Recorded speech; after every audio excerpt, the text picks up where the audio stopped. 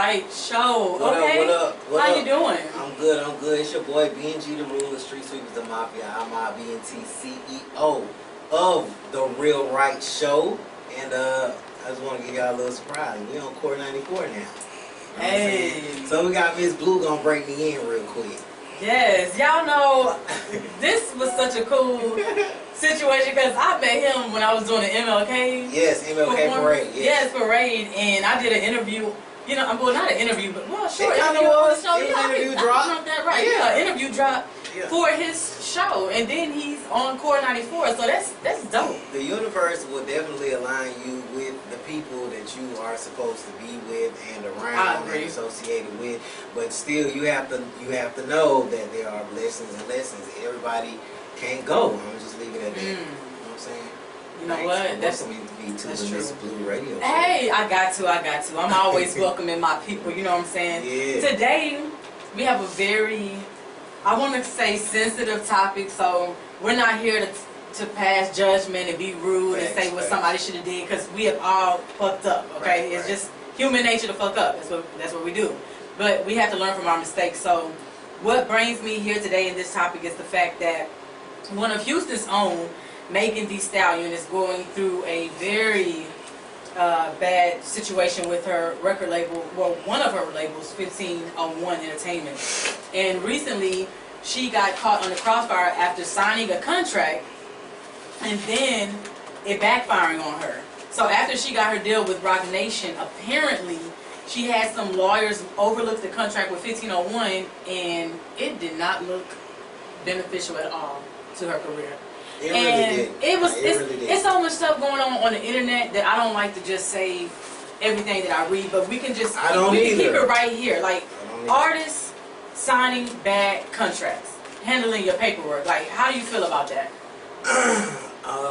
Well, like, cause you're an artist too, right? Yeah, I'm an artist. I'm a host. I'm a radio personality. I'm an event planner, event coordinator. I'm a designer. I'm all kind of shit. You know what I'm saying? So you're not new to this. No, not really. But I learn something new every day. You know what I'm saying? I will say that, and I try to learn something new every day, just because the world is forever changing, and then you can never know everything. Right. I feel like you can never know everything. But as far as this situation is concerned, I think it's kind of messed up. But I do feel like at the age of 20, you can take full responsibility for whatever decision that you choose to make. I've had some deals thrown at me, and I didn't want to take them. Honestly, some of them I read the contracts, and some of them I didn't. If it didn't feel right to me, I'm real big on energy. If it didn't feel right, if my intuition made me feel like it wasn't meant for me, then I just didn't deal with it. But at that time, I'm not sure what she was thinking or what exactly she was going through or what may have been proposed to her.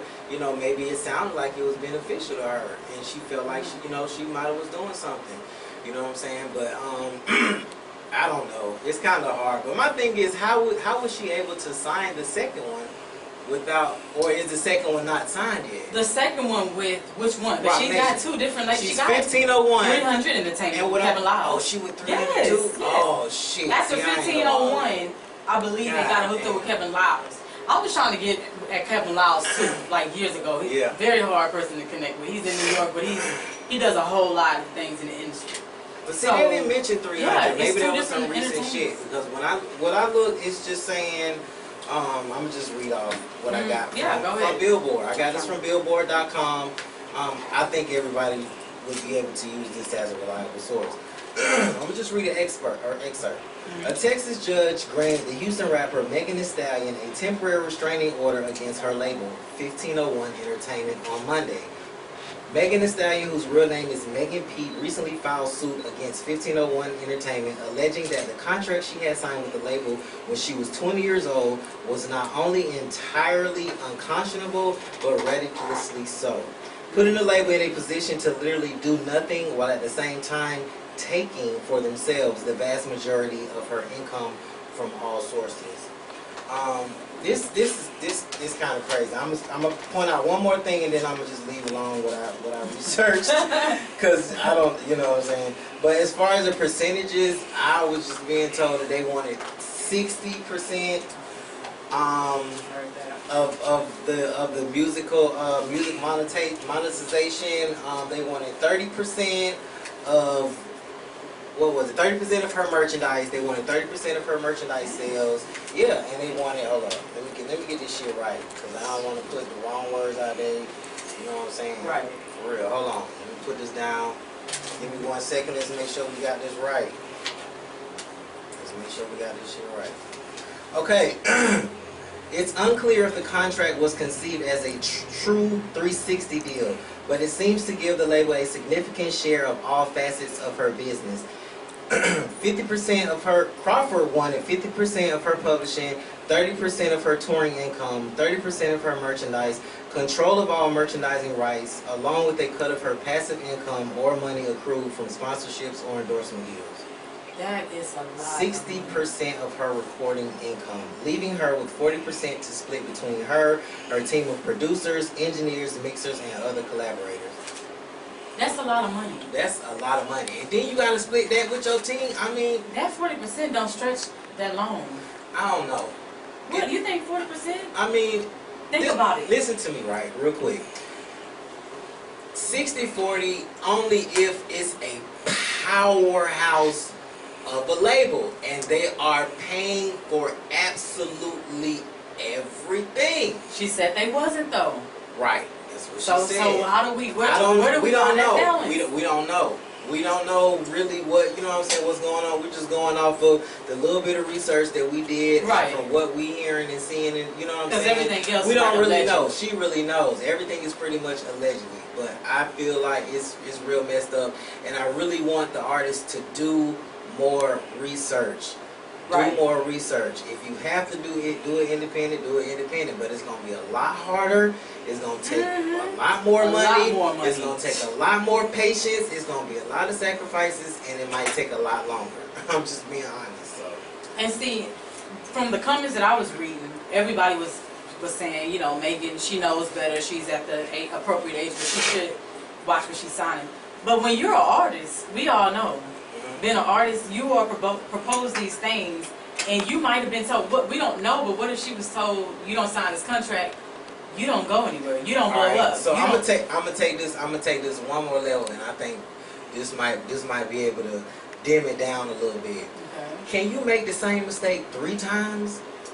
No, I mean, nah, because after the first one, it's really not. I didn't even know that 300 was even a part of it. Oh yeah. I just, from what I'm reading, it's just 1501 and Rock Nation, but 300. Yeah, she's definitely on. She's signed to them. Now I never knew.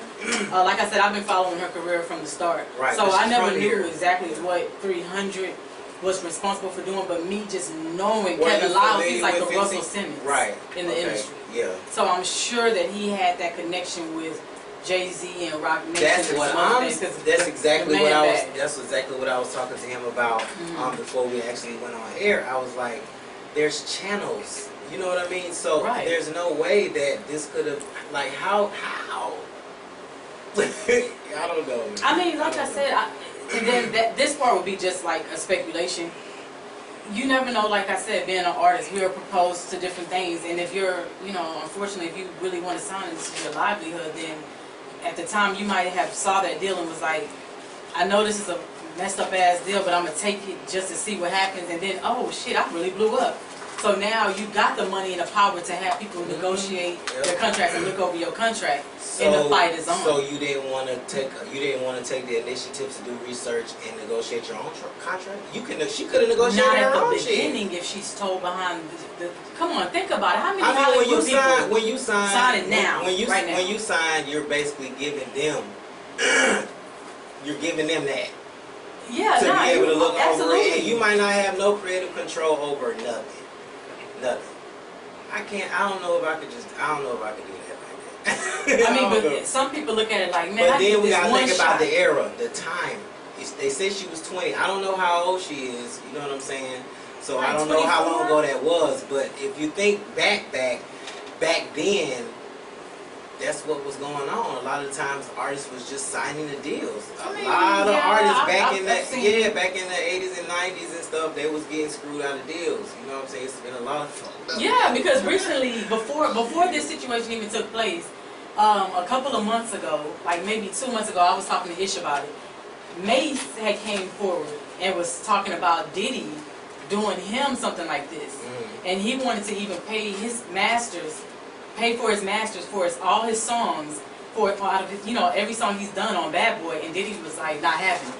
He was like, I had $1 million to pay Diddy for my masters to own my stuff, and he was like no. And so even Mace was signing bad deals. So this is not something new. This is happening all the time. That's what I'm saying. But so let me ask you this: when do we make the label hold some type of responsibility or accountability? Why should I be okay with you giving me a fuck deal? Why should that shit be accepted? Why can't y'all start saying, even though I need to read my shit, you shouldn't be giving someone a damn contract like that they can't survive off of? That's not cool. I just feel like if you're putting yourself in that type of situation, you should really look at it from all different types of perspectives. Now, if you're just that much in need and feel like you need that help to push you or to give you, I don't know. I'm independent. I'm independent. Right, now all the way. Like, all for real, the way. for real. Look, like, not independent, but under 3 or 4 labels. But like, I'm independent. Like independent, like you pay for all your own shit. Like all my own shit. You the boss, CEO of all your shit. Own I commend everything. you for that. And I pay for my own. The only sponsor I have is Karma. Shout out to my sponsor, Karma Tequila. He's been sponsoring me with his elite dope. Have you had your shot of Karma today? Nah. He's been giving me Karma by the case for years. He supports my events. I've met his family, so it's a very dope relationship. And then I have a hookah sponsor. But outside of that, I'm funding my own graphics. I'm funding my own video shoots. I'm funding my own beats. Everything is exclusive. Can I make an excuse for her? No. Can I make the label accountable for that? Wait. You don't even want to hold the label accountable? No, because I feel like I'm sorry. I mean, but what about? Okay, I understand about. I understand. 3 times though. 3 times. 1501, like 300, and Rock Nation. And you ain't figured it out yet. I mean, I'm sorry. I'm just saying. So do you I think didn't even know 300. Deal? My research don't say shit about 300. Oh yeah, so they gotta follow. I really don't have. Yeah, you gotta follow. Have been following her for the longest. Well, see, she's from Houston. You're from Houston. Both of y'all are dope artists. So I can understand you. You know, kind of. I was happy because she's the first female rapper mainstream.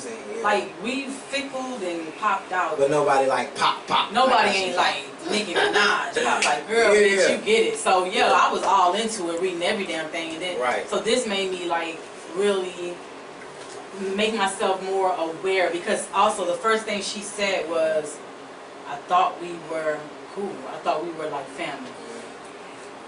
Is there family and business, or are you getting the business first? What I can say though, you know, I hate that she, you know, has to be the one to go through this right now.